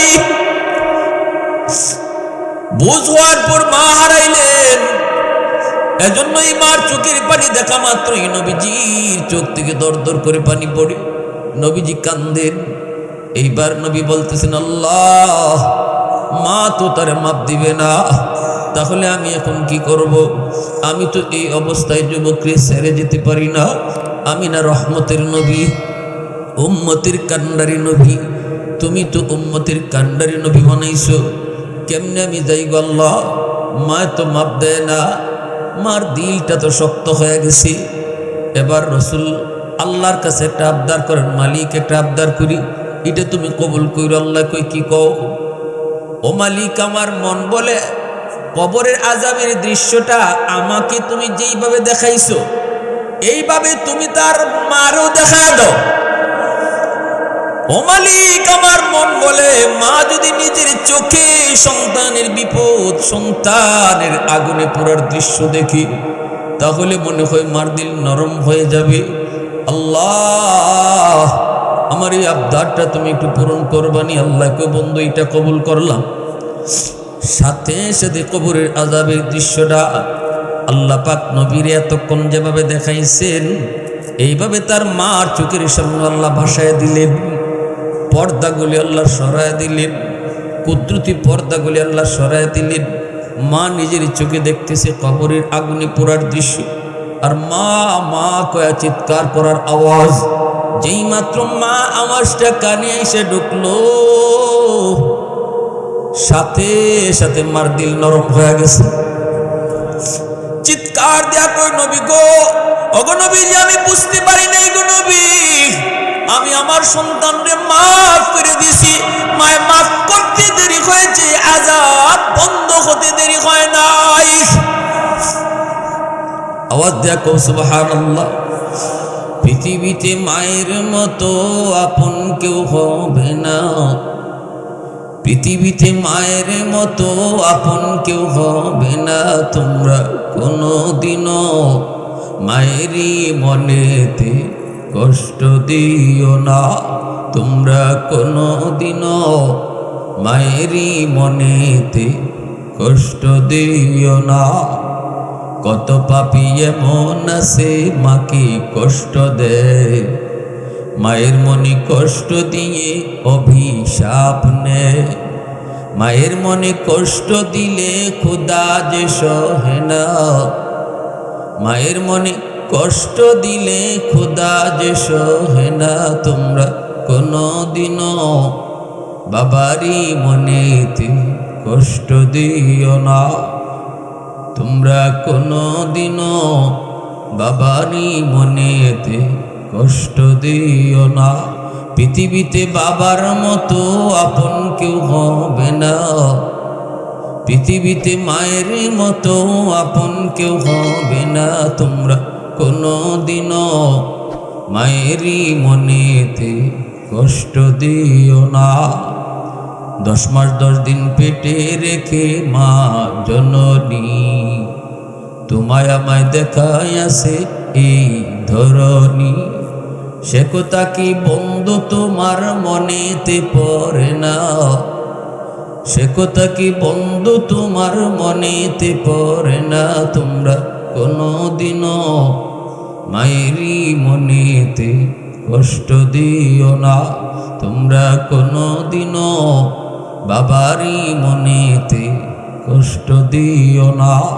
মুসলমানের আওয়াজ দেখো আল্লাহু আকবার, আর একটু জোরে কো আল্লাহু আকবার। হাকিমুল উম্মত মুজাদ্দিদ মিল্লাত মাওলানা আশরাফ আলী থানভী রাহমাতুল্লাহি আলাইহি লিখেন, যেই সন্তানের উপর তার মার দোয়া বাবার দোয়া তাকবীর যুবক, 1 নম্বর ফায়দা হলো দুনিয়ার হায়াতের ভিতরে আল্লাহ তার বরকত বাড়ায় দিবে, হায়াতের ভিতরে আল্লাহ বরকত বাড়ায় দিবে। ঠাটা তোমার উপরে পড়ার কথা, কিন্তু বাপ মার দোয়া থাকলে আল্লাহ পাক ঠাটা তোমার উপর থেকে সরাইয়া দিবে। অ্যাক্সিডেন্টে তোমার পা ভেঙে যাবার কথা, তকদিরও লেখা আছে তোমার পা ভাঙবো, অ্যাক্সিডেন্টে পা ভাঙবো। কিন্তু যদি মার দোয়া থাকে, বাবার দোয়া থাকে, হাকিমুল উম্মত মুজাদ্দিদ মিল্লাত মাওলানা আশরাফ আলী থানভী বলেন, ওই বাপ মার দোয়ার উসিলায় তকদিরে লেখা ওই পা ভেঙে যাওয়া, হাত ভেঙে যাওয়া, এটাও আল্লাহ পাক দূর করে দিবে। আওয়াজ দিয়ে কোন সুবহানাল্লাহ। 2 নম্বর ফায়দা হলো, তুমি যদি মাকে খুশি করো, বাবাকে খুশি রেখে চলো, 2 নম্বর ফায়দা হলো রিজিকের ভিতরে আল্লাহ বরকত বাড়ায় দিবে। তোমার ব্যবসা তোমার ছোট, কিন্তু বরকত দিবে কে? এজন্যই মুসা নবী একদিন বলতেছিলেন, আল্লাহ আমার বন্ধুকে হবে জান্নাতে দেখতে বড় মন চায়। আল্লাহ বলেন, অমুক বাজারে যাও, যায় দেখবে একজন কসাই গোশত বিক্রি করে, সে হলো জান্নাতে তোমার বন্ধু। মূসা নবী কই মালিক আমি এত বড় পয়গম্বর, আমার বন্ধু হবে একদম বাজারের কসাই, আল্লাহ কোন আমলের কারণে একটু কও না। আল্লাহ বলতেছে আমলটা আমি বলবো না, তুমি নিজে যা খুঁজে বের করো। মূসা নবী তিনি নিজের পরিচয় না দিয়া লোকটার কাছে তিনি আসলেন। আয়েশা বলতেছেন ভাইরে আমি একজন মুসাফির, আজ রাত আপনার বাড়িতে আমি মেহমান হতে চাই। মূসা নবীর উদ্দেশ্য হলো গভীর রজনীতে এই লোকটায় কি এমন আমল করে যেই আমলের কারণে আল্লাহ পাক তারে জান্নাতে মূসা নবীর বন্ধু বানায় দিয়েছে। ওই রাতের আমলটা মূসা নবী দেখার জন্য তার বাড়ির মেহমান হন, নিয়ে গেল বাড়িতে। এইবার মূসা নবী দেখতেছেন লোকটা বাড়িতে ঢুইকা বিবির রুমেও আগে ঢুকলো না, সন্তানের রুমেও আগে ঢুকলো না। যেই রুমটার মধ্যে তার মা ঘুমায় ওই রুমটার মধ্যে সে আগে যায় ঢুকলো। বুড়া মা বিছানার মধ্যে পড়ে আছে, যুবক কবুতরের বাচ্চার মতো হয়ে গেছে। মা কুলে উঠাইয়া হাতের মধ্যে যে হালুয়া ছিল ওই হালুয়াটা নিজের হাতে মারে তুলায় তুলায় খাওয়াইতেছে। এক কুলের মধ্যে মা দুধের বাচ্চাকে যেইভাবে মা কুলে তুলায় খাওয়া, এইভাবে আজকে ওই কসাই মানুষটা ওই যুবক মাকে নিজের কুলের মধ্যে লইয়া শিশু বাচ্চার মতো তুলায় তুলায় খাওয়াইতেছে। মূসা নবী দৃশ্যটা দেখলেন, আর দেখতেছেন তার ছোট দুইটা অবুঝ বাচ্চা বাবার পা জড়ায় ধরে কান্দে আর বলতেছে বাবা সারাদিনে কিছুই খাই নাই গো বাবা, পেটের ক্ষুধা অস্থির আর সহ্য হয় না, আব্বা একটু খানা দাও। কিন্তু বাবা ছেলেদেরকে খানা দিতেছে না, কপালে চুমু দেয়, ঠোঁটে চুমু দেয়, চোখের পানি মুছে আর বলতেছে বাজান একটু সবর করো, আব্বু কিছু খাই নেই, তোমার আম্মু কিছু খাই নেই, আগে তোমাদের দাদুরে খানা খাওয়াই নেই, এরপরে মা বাবা তোমাদেরকে নিয়ে খানা খাবো। মূসা নবী তখন ডাক দিয়া বলতেছে ভাই রে এই বাচ্চাগুলি কার? কই ভাই বাচ্চাগুলি আমার। কই বুড়া মহিলাকে? কই আমার মা। এই বাচ্চাগুলি পেটের ক্ষুধে অস্থির, তুমি খানা দাও না কেন? কই না আগে আমি আমার মারে খানা খাওয়াই, এরপরে আমরা নিজেরা খানা খাই। মূসা নবী তখন বলেন ভাই এই আমলটা তুমি কতদিন যাবত করো? কই 40 বছর যাবতই আমল করি। তো আওয়াজ আসতে কেন জোরে বলেন সুবহানাল্লাহ। কতদিন যাবত?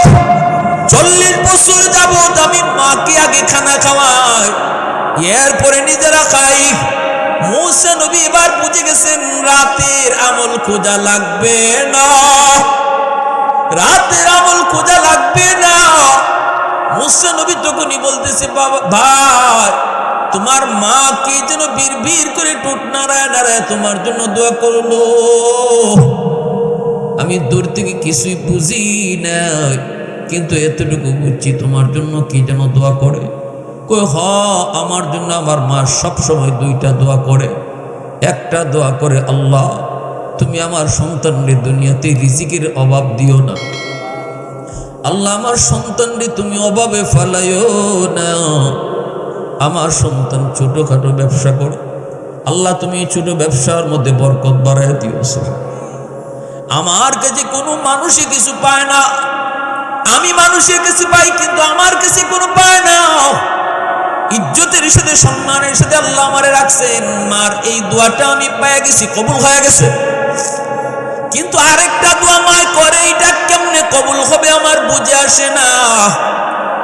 কই কোন দোয়া? কয় মায় দোয়া করে আল্লাহ আমার সন্তান রে আমার মালিক রে তুমি জান্নাতে মূসা নবীর বন্ধু বানায় দিও। এই দোয়াটা মা সব সময় করে ভাই, কিন্তু কেমনে কবুল হবে বুঝি না। কারণ আমি একজন ছোট মানুষ, কসাই, ছোট ব্যবসায়ী।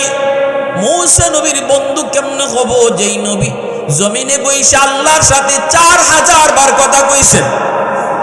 জমিনে বইসে যেই নবী আল্লাহর সাথে 4000 বার কথা কইছেন, এত বড় নবীর সাথে জান্নাতে আমি থাকবো, এই দোয়া মা করে কিন্তু আমি বুঝি না মা কেন এই দোয়াটা করে।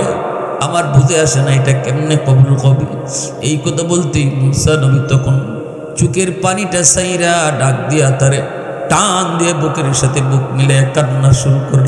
মুসা নবী কান্দের কই ভাইয়া আমার বুকে তোমার মার দ্বিতীয় দোয়াটাও কবুল হয়ে গেছে। আমি গোলাম বনি ইসরাইলের নবী মুসা, আল্লাহু আকবার জোরে কও। আমি গোলাম মুসা নবী, আমি আল্লাহর কাছে জিজ্ঞেস করেছিলাম মালিক জান্নাতে আমার বন্ধু কে হবে? আল্লাহ আমাকে তোমার ঠিকানায় পাঠিয়ে দিয়েছে। আমি বলেছিলাম মালিক আমলটা কি? আল্লাহ কই তুমি খুঁজে যেয়ে বের করো। আমি তো মনে করেছি রাতের আধারে তুমি কোনো আমল করো। এখন তো আমি পেয়ে গেছি রে ভাই, জান্নাতে তুমি আমার বন্ধু হইছো। তোমার আমল হলো তুমি তোমার মার দোয়া পাইছো। এজন্যই রাসূল বলেছেন সালাসাতুন দাওয়াতুম মুস্তাজাবাতুন লা শাক্কা ফি দাওয়াতুল মাজলুম ওয়া দাওয়াতুল মুসাফির ওয়া দাওয়াতুল ওয়ালিদি আলা ওয়ালাদিহি। রাসূল বলেন জানোনি তিন ব্যক্তির দোয়া বদদোয়া সরাসরি আল্লাহর দরবারে কবুল। একজন হলো মাজলুম, আরেকজন হলো মুসাফির, আরেকজন হলো বাপ মা। এই তিন ব্যক্তির দোয়া বদদোয়া দুটোই আল্লাহর দরবারে সরাসরি কবুল হয়ে যায়। বাপ মায়ের দোয়া করলেও কবুল হয়, বাপ মায়ের বদদোয়া দিলেও সাথে সাথে কবুল হয়ে যায়। বাপ মায়ের দোয়া দিলেও দোয়া কবুল হয়। গ্যারান্টি দিয়েছেন আল্লাহর নবী। আল্লাহ নবী গ্যারান্টি পেয়েছেন কার কাছ থেকে? জোরে আওয়াজ দিয়ে বলেন কার কাছ থেকে? অতএব বাপ মার দোয়া কবুল হবে এই গ্যারান্টি আল্লাহ দিছেন, এই গ্যারান্টি নবী দিছেন। কিন্তু আব্দুল কাদের জিলানীর দোয়া কবুল হবে কি হবে না গ্যারান্টি নাই। মঈনুদ্দিন চিশতির দোয়া কবুল হবে কি হবে না গ্যারান্টি নাই। আমার ঘরে আব্দুল কাদের জিলানী একজন নয়, 100 জন আব্দুল কাদের জিলানী, মঈনুদ্দিন চিশতি রাহিমাহুল্লাহ, তাদেরকে আইনা যদি আমি দোয়া করাই কবুল হবেই এমন কোনো গ্যারান্টি নাই। কিন্তু ভাঙ্গা ঘরে তোমার মা যদি হাত উঠায়, ভাঙ্গা ঘরে যদি তোমার বাবা হাত উঠায় রে যুবক, এই দোয়া কবুল হবে 100% গ্যারান্টি। আমার নবী রহমতের নবী গ্যারান্টি দিয়ে দিলেন।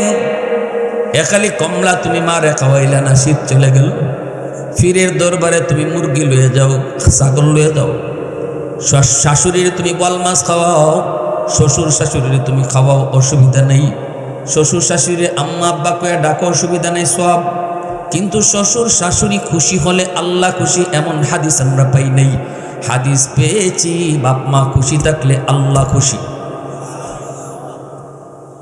কষ্ট হইতেছে আপনাদের ভাই? কষ্ট হইতেছে ভাইরা আমার? জন্য বলতেছিলাম যুবক ভালো করে মনে রাখো, বদ্ধ যেমন কবুল, দোয়াও তেমন কবুল। আবার যে দুর্বল মানুষ সমাজের ভিতরে, এদের দোয়া বদ্ধ দুটোই কবুল। সমাজের মধ্যে এক শ্রেণীর মানুষ আছে সবল, আর এক শ্রেণীর মানুষ আছে দুর্বল। যাদের শক্তি কম, গোষ্ঠী কম, পাওয়ার কম, টাকার জোর কম, ওই দুর্বল মানুষের উপরে যদি তুমি সবল মানুষ কখনো জুলুম করো, অন্যায় করো, অত্যাচার করো, কথা দিয়ে হোক, হাত দিয়ে হোক, জমি দখল করে হোক, ওই দুর্বল মানুষটা যদি দুনিয়ার কোনো আদালতে বিচার না দেয়, বিচার তো দিবেই না, কারণ বিচার সে পাবে না। চেয়ারম্যানের কাছে যায় না, কারণ চেয়ারম্যান তোমার লোক। মেম্বারের কাছে যায় না, মেম্বারও তোমার লোক। এমপির কাছে যায় না, কারণ এমপির কাছে গেলেও বিচার পাবে না, এমপিও তোমার পকেটের লোক। ঠিক রাসূল বলেন ওই দুর্বল মানুষটা যখন আল্লাহর আদালতে বিচার বসায়, ডাক দেখো মালিক, দুনিয়ার কোনো আদালতে বিচার দিলাম না, আল্লাহ তোমার আদালতে বিচার দিলাম। রাসূল বলেন ওই দুর্বলের আহ কইয়া যে মামলা দিছে, ওই মামলাটা আল্লাহর আদালতের ফাইলে গিয়া নগদ জমা হয়ে যায়। নগদ জমা হয়, মাঝখানে কোনো বাধা থাকে না। ইত্তাকি দাওয়াতুল মাজলুম। রাসূল বলে মাজলুমের বদদোয়া থেকে বাইচা থাইকো, দুর্বলের আহাজারি থেকে বাইচো। বুদ্ধিমান কখনো দুর্বলের আহাজারি লইয়া কবরে যায় না রে যুবক। যদি তুমি কখনো এমন কইরা থাকো, মরণের আগে আগে মাপ চেয়ে নিও, কারণ এই দুর্বল মানুষটার মামলা বড় জটিল, বড় খতরনাক। সমাজে যেই মানুষটার হক নষ্ট করেছ, মরণের আগে আগে তার হকটা ফিরিয়ে দিও। কথা দিয়ে কষ্ট দিছো, হাত দিয়ে কষ্ট দিছো, টাকা পয়সা মাইরা তারে কষ্ট দিছো। যদি ফারো তার হক ফিরে দাও, না পারলে যেভাবে ফারো তার কাছ থেকে মাফ নিয়ে কবরে যাও। নতুবা কবরে যাবা, তোমার জিন্দগির নামাজ, তোমার জিন্দগির রোজা, তোমার জিন্দগির হজ, তোমার জিন্দগির উমরা, তোমার জিন্দগির সকল লক্ষ লক্ষ দান সদকা কোনোটাই তোমার জান্নাতে নিতে পারবে না, যদি মানুষের কোনো মামলা তোমার বিরুদ্ধে আল্লাহর আদালতে থাকে। এটার নামই হলো হকুল ইবাদ। এক ওয়াক্ত নামাজ তোমার কাদা হয়েছে, আল্লাহ চাইলে মাফ করে দিবে। কিন্তু কারো দুইটা টেকা মাইরা খাইছো, এটার মাফ? জোরে কোন, জোরে কোন। কারণ সম্পদ মাইরা খাইছো, চিটারি করে, বাটপারি করে, ঠকাইয়া। হে জানেই না তুমি যে তারে ঠকাইছো, হে জানেই না, হাসরের মাঠে আল্লাহ জানাই দিব। অটো জানি লিব, দুনিয়াতে জানে না তুমি যে তারে ঠকাইছো, তবু হাসরের মাঠে হে জানিয়ে লিব, এটা তার মনে হয়ে যাবে। তখন আল্লাহ এরা জান্নাতে ফরে দাও, নামাজ দিয়ে ফরে জান্নাতে যাক, আমার তো একটা মামলা আছে, এই মামলার রায় ডিসমিস করো। তখন আল্লাহ বলবে, বান্দা কথা তো ঠিক, এই বিষয় তো আমার না, এটা ওর বিষয়, ওর সাথে আগে ডিসমিস কর, এরপরে তুই তোর নামাজ নিয়ে জান্নাতে যাবি। ওই সময় মানুষটার কাছ থেকে মাপ নেওয়ার জন্য দুনিয়ার 100 বিঘা জমি দিলেও লাভ হইতো না, কারণ হাসরের মাঠে জমি জমা চলে, পাউন্ড পাউন্ড চলেনি, লন্ডনের টাকা, আমেরিকার ডলার, কিচ্ছু চলবে না, চলে শুধু নেক আমল। ঠিক না? দুনিয়াতে আল্লাহ নজির রাখছে, দুনিয়াতেই এক জায়গার টেকা আরেক জায়গায় চলে না। বাংলাদেশের টেকা ভারতে চলে না, ভারতের চলে পাকিস্তানে চলে না, ঠিক না? সেখানে একটা জগৎ, ভিন্ন একটা জগৎ, দুনিয়া আর পরকাল, সেখানেও চলবে না সব দুনিয়ার সিস্টেম, ওখানে চলবে আখিরাতের সিস্টেম, নেক আমল। কইব ভাই আমারে তুমি তোমার হক আদায় করতে নিছো, মাফ চাইতে কইতেছো, ঠিক আছে, তোমার জিন্দিগিতে যে হজ করছিলা 2টা, হজের সবটা দিয়ে দাও। 1 লক্ষ টাকা যে মসজিদে দান করছিলা, আমি তো চাই খালি দেখছিলাম, গরিব মানুষ পারি নাই, ওই দানের সবটা আমারে দিয়ে দাও। এইভাবে দিতে দিতে দিতে দিতে রসুল বলেন, জানো তোমাদের মধ্যে নিঃস্ব অসহায়কে, সাহাবিরা বলে যার টাকা নেই পয়সা নেই, রসুল কর নো, যার টাকা পয়সা নেই সে নিঃস্ব নয়, সে মুফলেস নয়। নিঃস্ব হলো ওই মানুষটা যে অনেক নেকি নিয়ে হাসরের মাঠে উঠবে, কিন্তু মানুষের হক দিতে দিতে তার কিছুই থাকবে না, সেই হলো সবচেয়ে বড় নিঃস্ব অসহায়। আল্লাহ তুমি আমাদেরকে বুঝদান করো, সবাই বলে না আমিন, আরো জোরে বলে না আমিন। একটা বাস্তব ঘটনা কই, আরেকটা বাস্তব ঘটনা কই, কই শেষের দিকে যাই। করাচির হজরত হাকিম আক্তার সাহেব রাহিমাহুল্লাহ, যুবক একটু মন দিয়ে শুনল, যারা আজকে মা বাবারে কষ্ট দিতেছ, আজকে রাতটাই মনে করবা জীবনের শেষ রাত। রসুল বলেন, যে রাতে সন্তান মারে কষ্ট দিব, দিনও কষ্ট দিছে, আর রাতে মা ঘুমাইছে, বাবা ঘুমাইছে, বাবার কলিজায় ব্যথা, সন্তান মাপ চায় নাই, মাপ না চাইয়া তাদেরকে খুশি না করেই সে ঘুমাই গেছে। এদিকে মা ঘুমাইতে পারে না, বাবা ঘুমাইতে পারে না, কলিজায় ব্যথা থাকলে, কষ্ট থাকলে ঘুম আসে? জোরে কোন আসে? কারণ সন্তান আঘাত দিছে, কঠিন আঘাত দিয়ে গেছে, এমন কথা কইয়া, এমন কথা কইছে, বাপরে কলিজায় লাগছে। এই লাগা কথাটা বাবা সহজে ঘুম আসবে না, মারও ঘুম আসবে না। তখন ওই বুড়া বুড়ি একজন আরেকজনকে সান্ত্বনা দেয়, আমরা আর কয়দিন বাঁচবো, বাদ দেও খাইন্দ না, আমরা আর কয়দিন বাঁচবো, এই তো দুনিয়ার হায়াত শেষ, এখন তো তাদেরই জীবন। স্বামী স্ত্রীরে বুঝায়, আর স্ত্রী স্বামীরে বুঝায়। আল্লাহ রসুল কয়, মা বাবার ঘুম হারাম করে তুই ঘুমাইতে গেছো, এই রাত্রে যদি তোর মরণ হয়, মনে রাখবি তোর জীবনের কোনো আমল তোরে জান্নাতে নিতে পারবে না, শুধু এই বদ আমলটাই তোরে ডাইরেক্ট জাহান্নামে নেবে। মান আসবাহা, আবি হুরায়রা রাদিয়াল্লাহু তাআলা আনহু قال قال رسول الله صلى الله عليه وسلم من أصبح مطيعا لله في والديه أصبح له بابان مفتوحان من الجنة ومن أصبح عاصيا لله في والديه أصبح له بابان مفتوحان من النار। আর যদি ওই রাত্রে তোমার মরণ হয়, যেই রাত্রে তোমার মা তোমার উপর খুশি ছিল, বাবা খুশি ছিল, বাপ মারে খুশি করে চলো, এই রাত্রে তোমার মরণ হয়েছে, ওই রাত্রেও তোমার বাপ মা তোমার উপর খুশি ছিল। রসুল বলেন, জীবনে আর কোনো নেক আমল না থাকলেও যেই রাত্রে বাপ মারে খুশি করে ঘুমাইছো, ওই রাত্রে মরণ হইলে এই আমলের উসিলে আল্লাহ তোমার জান্নাত দিয়ে দেবে। কত বড় নেক আমল! এজন্য আল্লাহ কোরআনুল কারীমে যত জায়গায় আল্লাহ তার হকের কথা বলছেন, সাথে সাথেই বাপ মার হকের নির্দেশ দিয়েছেন। আল্লাহ বাপমার হকের নির্দেশ দিয়েছেন সাথে সাথে। করাচির হজরত বলেন, আমি করাচির মসজিদে নামাজ পড়ি, দেখি একটা যুবক বড় সুন্দর করে নামাজ পড়ছে, কিন্তু ডান হাত কাপড় দিয়ে পেঁচানো। নামাজটা শেষ হলে পরে যুবককে ডাক দিয়া বললাম, যুবক ডান হাত তুমি কাপড় দিয়ে পেঁচায় রাখছো কেন? তোমার নামাজটা তো বড় সুন্দর লাগলো। যুবক বলতেছে, হুজুর হাতের মধ্যে পচা শুরু হয়েছে, দুর্গন্ধ বের হয়। কাপড় দিয়ে যদি পেঁচায় না রাখি মসজিদের ভিতরে কেউ টিকতে পারবে না। এই অবস্থায় আল্লাহর ওলি আরিফ বিল্লাহ হাকিম আক্তার সাহেব রাহিমাহুল্লাহ বলতেছেন, যুবক ডাক্তার দেখাও না কেন? যুবক তখন কান্দে আর কই, হুজুর কোনো ডাক্তার দেখায় লাভ নেই।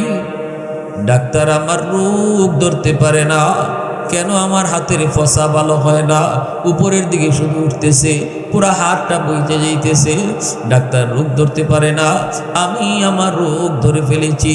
আমার রোগটা হলো আসমানে, চিকিৎসা চলছে জমিনে। আগুন লাগছে শেরপুর, পানি দেয় ফরিদপুর। জীবনে যেমন কোনো দিন আগুন নিভবে না, এমনিভাবে আমার রোগটা হলো আসমানে। এই কথা বললেই যুবক কান্দের কো, হুজুর তাহলে শুনেন ঘটনা। আমি আমার বাবা মার গর্ভে একমাত্র সন্তান। একটু বুঝ হওয়ার পরই দেখলাম বাবা দুনিয়াতে নাই। জন্মের কিছুদিন পরই আব্বা মারা গেছেন। আমার মা নানা নানি অন্যত্র নিয়ে বিয়ে দিতে চেয়েছে, কিন্তু আমার মা বিয়ে বসেন নাই। মায় কইছে, বাবা আমার আল্লাহ একটা সন্তান দিয়েছে, আমার একটা মানিক দিয়েছে, আমার আল্লাহ মানিকের চেহারা দেখে জীবন যৌবন কাটায় দিব, তবু অন্যত্র বিয়ে বসবো না।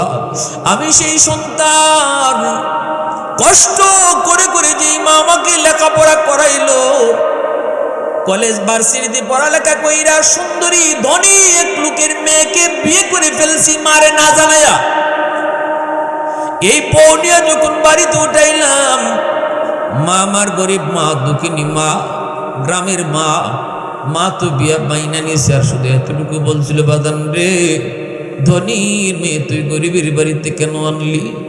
একটা বার তুই চিন্তা করলি না বাজান, যে এই পরিবেশে মেয়েটা বড় হয়েছে, এই পরিবেশে তো তুই রাখতে পারবি না। আর আমি তো হলাম একটা গরিব মানুষ, আমাকে কি তোর বউ মান্য নিতে পারবে? আমি তো একজন গরিব অসহায় মানুষ। তখনই ছেলে কইতেছে, মা গো টেনশন তুমি করো না গো মা, সব আমি কইলা বলছি, সব আমি কইলা বলছি, তোমাকে আম্মাকে ডাকবো। হুজুর বেশ কিছুদিন পরে অফিস থেকে আমি যখন রাতের বেলা বাড়িতে ফিরি, আমার বউ আমার কানে কানে মার বিরুদ্ধে আমার নালিশ দেয়। মার বিরুদ্ধে নালিশ দিয়ে কই, তোমার মা এই কইছে, ওই কইছে, এই করছে, ওই করছে। আমি প্রথম দিন কানে দেই নাই, দ্বিতীয় দিনও কানে দেই নাই, কিন্তু প্রতিদিন যদি একটা বউ স্বামীর কানে কানে শুধু কান ফোড়া দেয়, অটোমেটিক এই স্বামীটা নষ্ট হয়ে যাবে। আওয়াজ দিয়ে কোটি কিনা কোনোভাবেই ভালো থাকা সম্ভব না। ওই সময় যুবক কই, হুজুর আমি মার রুমে ঢুইকা মারে বকাবকি শুরু করে দিছি গো। মারে বকাবকি করি, একদিন দুই দিন, তৃতীয় দিন যায় মার রুমে ঢুইকা মারে বকাবকি কইরা মার গায়ে আমি নালায়েক হাত উঠায় ফেলছি। যেই মাত্র মার গায়ে হাত উঠাইছি, এমনি মা আসমানের দিকে চায়, মালিক তুমি তো দেখছো যে হাতটা আমি মা চুমায়া চুমায়া বড় করছি, এই হাত দিয়ে আজকে মারে মারছে। আল্লাহ তুমি এই হাত ফসায় দিও, আল্লাহ তুমি হাত ফসায় দিও। আর কই তুই যেন আমার জানাজার নামাজ পড়তে না পারস। হুজুর অফিস থেকে খবর পেয়েছি মা মারা গেছেন, জানাজা পড়ার জন্য আমি বাড়িতে আসব, কিন্তু রাস্তাঘাটে এত সমস্যা হয়েছে, অন্য কোনোদিন এত সমস্যায় তো ঝামেলা হয় নাই। ফুসতে ফুসতে অনেক দেরি হয়ে গেল। এলাকার মানুষজন আমাকে সারাই মার জানাজা পড়ছে। আমি বুঝে গেছি গো, এটা তো আর কিছু না, এটা আমার মার বদদোয়া। এবার আমি প্রস্তুত মার দ্বিতীয় বদ্ধটাও কবুলই দিব। কারণ মা যখন বদ্ধ দিছিল তখনই আমি টের পাইছি আমার পায়ের নিচের জমিনটা এবার কাঁপা দিয়ে উঠছে। কারণ বাপ মার বদ্ধ আল্লাহর আরশটা পর্যন্ত কাঁপে উঠে। যুবক, এই যুবক ঘর থেকে যে মার দোয়া নিয়ে বের হওয়ার কথা, এই মার বদ্ধ নিয়ে তুমি বের হইতেছো, মার দোয়া নিয়ে তুমি বের হইতে, বাবার দোয়া নিয়ে বের হইতে, আল্লাহ পাক তোমাকে নিরাপদে আবার ফিরে আনতো। কিন্তু সেই জায়গায় তুমি মার কলিজায় ব্যথা দিয়ে, বাবার কলিজায় ব্যথা দিয়ে বের হইছো। জিন্দিগিতে কোনোদিন সফলতার মুখ দেখবা না। বাতি আছে জ্বলবে না, আল্লাহ বাতি জ্বালাবে না, জীবন তোমার এইভাবেই ধরতে তুমি কিছুই পাবা না। ওই যুবক তখন কই কিছুদিন পরে দিকে আমার হাতের মধ্যে একটা ফোড়া দেখা দিছে, ফোড়া। এই ফোড়া দেখে পচন শুরু হয়েছে, এই ফসা শুধু উপরের দিকে উঠতেছে। অ্যান্টিবায়োটিক অ্যান্টিবায়োটিক দেওয়া হলো, কিন্তু আমার হাতের ফসা ভালো হয় না। ডাক্তাররা কয় আমরা তো বুঝি না কেন তোমার এই রোগ ভালো হয় না। আমি কান্দি আর বলতেছি ডাক্তার আমি আমার রোগ ধরে ফেলেছি, এই ফসল আমার মার বদদোয়া। এখন ওই দুর্গন্ধে আমার সুন্দরী বউ, যেই বউয়ের কারণে মার গায়ে হাত উঠেছি, সেই বউটাও আমাকে ফেলায় বাপের বাড়ি চলে গেছি। এলাকার মানুষজন আমাকে এলাকা ছেড়ে বের করে দিছি, তুই তাড়াতাড়ি আমাদের এলাকা ছেড়ে বের যা, এলাকায় থাকলে আমরা দুর্গন্ধে টিকতে পারবো না। হুজুর এখন আমি শুধু রাস্তায় রাস্তায় ঘুরি, মসজিদে মসজিদে কান্দি, আল্লাহর কদমে সেজদায় পুরা কান্দি, আর কাপড় দিয়ে এই ফসাটা গুইরা রাখি যেন মানুষের কষ্ট না হয়। এর যুবক শোনাও শোনাও, আবু দাউদ শরীফের একখান রাওয়ায়াত, হাদিস কানা কয়ে বয়ান শেষ দেই। আবু দাউদ শরীফের রাওয়ায়াত হলো মান যারা কবর আবাওয়াইহি ফি কুল্লি জুমআতিন গুফিরা লাহু কুতিবা বাররান। রাসূল বলেন সন্তান যদি জুম্মার দিন বাপ মার কবর জিয়ারত করে, সেই সন্তান দুনিয়াতে যদি ইচ্ছায় অনিচ্ছায় কষ্ট দিয়েও থাকে, এই জুম্মার দিন কবর জিয়ারতের উসিলায় আল্লাহ পাক মা বাবারও মাফ করব, সন্তানরাও মাফ করব। জুম্মার দিন কবর জিয়ারত করার ইচ্ছা এবং পাক্কা ইরাদার নিয়ত কার কার আছে হাত উঠে আল্লাহকে দেখা। আল্লাহ তুমি কবুল করো, সবাই বলেন আমিন, আরো জোরে বলেন আমিন। আর যাদের বাপ মা আছেন অনুরোধ করবো আজকে রাত্রে যে খুশি করে ঘুমাবেন। কেমনে? মশারিটা আজকে টানাই দিবেন, মার আপনি বাবার মাথায় একটু তেল লাগাই দিবেন, বাবার পায়ের তলে একটু তেল লাগাই দিবেন। যদি দেখেন মশারি টানাই গেছে, মাথার পাশে বসে কপালে হাতটা দিয়ে কেন আব্বা শরীরটা কেমন লাগে, আম্মার শরীরটা কেমন লাগতেছে। ডাক্তার ফরে আনো যুবক, সন্তান কোনোদিন বাপ মার কাছে বড় হয় না, সবসময় খোকা থাকে, ছোট ছোট ছোটই থাকে। মাথার পাশে বৈশা যখন কপালে হাতটা দিবা দেখবা বাবা অর্ধেক সুস্থ হয়ে গেছে। ডাক্তার ফরে আনো না, ফরে আনো ডাক্তার। টেকা আছে তুমি ডাক্তার আনতে পারবা। ভালো করে মনে রাখো, এক ছেলে 50,000 টাকা মাসে বেতন পায়, তার উপরে বাপ মা খুশি না। আর এক ছেলে 1 টাকাও রুজি করে না, তার উপরে খুশি। কারণটা কি? যে ছেলে 50,000 টাকা বেতন পায় সে সারাদিনে একবারও আম্মা কইয়া ডাক দেয় না। আর যে ছেলেটা বেকার, টাকা পয়সা খালি নেয় দেয় না, এ ঘর থেকে বাইরেতে হয়, আম্মা বাজারও যায়, আম্মা খাই, আম্মা গোসলও যায়, মা আম্মা ডাক শুনতে শুনতে মার দিল খুশি হয়ে যায়। এই আব্বা আম্মা ডাকটা শোনার জন্য বাপ মার দিল খা খা করে। যত বেশি মুখ ভরে আব্বা আম্মা কয়ে ডাকবা বাপ মা তত খুশি হয়ে যাবে। কোটি টাকা দিয়া বাপ মারে খুশি করতে হয় না, লক্ষ টাকা দিয়েও খুশি করা লাগে না। মুখ ভরে আব্বা কয়ে আম্মা কয়ে ডাকো, দেখবা বাপ মা খুশি। আর আসমানের মালিক কয় আমিও তোর উপর তখন খুশি, তোর রিজিকের দরজা আমি খুলে দিব, তোর হায়াতের দরজা বরকত আমি বাড়াইয়া দিব, তোর সন্তানকে তোর মতো আদর্শ মানুষ বানাবো, দুনিয়াতে তোর দিন দিন ইজ্জতের চেয়ারে বসাবো। তোর গরিব হলেও আমি আল্লাহ বাপ মার দোয়ার উসিলায় তোকে মক্কা মদিনা জিয়ারত করাবো। আল্লাহ আমাদের সবাইকে কথাগুলো বুঝার এবং আমল করার তৌফিক দান করুন। সবাই বলি আমিন। ওয়া আখির দাওয়ানা আনিল হামদুলিল্লাহি রাব্বিল আলামিন।